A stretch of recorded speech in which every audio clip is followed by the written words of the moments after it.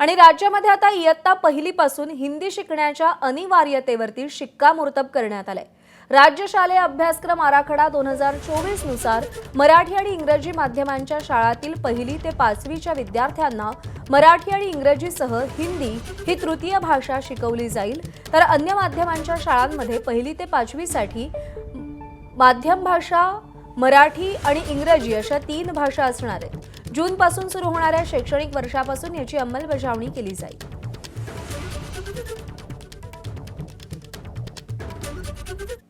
दरम्यान नव्या शैक्षणिक धोरणाची वैशिष्ट्ये नेमकी काय आहेत, ग्राफिक्सच्या माध्यमातून एक नजर टाकूया। पहिलीपासून हिंदी हा विषय सक्तीचा केला जाईल।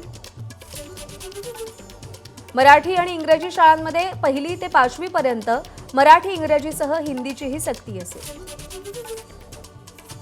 पायाभूत स्तर आणि शालेय स्तर असे 2 आराखडे असतील। अभ्यासक्रम आणि पाठ्यक्रम SCERT ठरवणार आहे। पाठ्य साहित्याची निर्मिती बालभारती करणार आहे।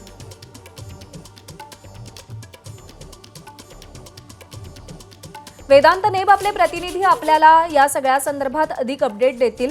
वेदांत, पहिली ते पाचवी हिंदी सक्ती करण्यामागचा विचार नेमका काय, ते धोरण नेमकं काय, आणि अर्थात जे नवं शैक्षणिक धोरण लागू होणार आहे त्यामुळे नेमके काय बदल अपेक्षित आहेत आणि या धोरणाची वैशिष्ट्ये काय?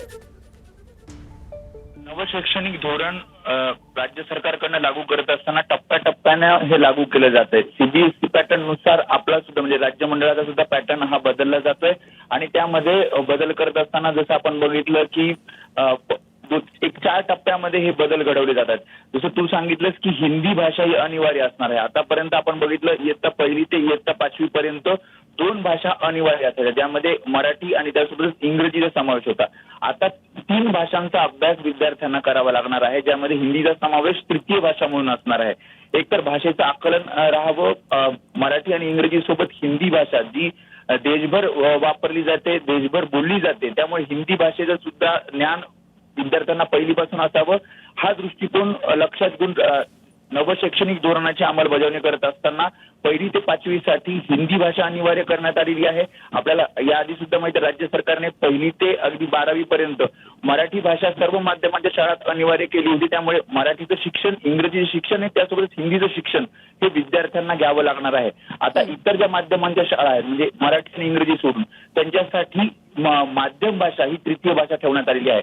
त्यामुळे हे काही बदल केले जातात आणि टप्प्याटप्प्यानं नवं शैक्षणिक धोरणाची अंमलबजावणी राज्य सरकारकडून केली जाते। वेदांत, धन्यवाद दिलेल्या माहितीसाठी। ABP माझा, उघडा डोळे बघा नीट।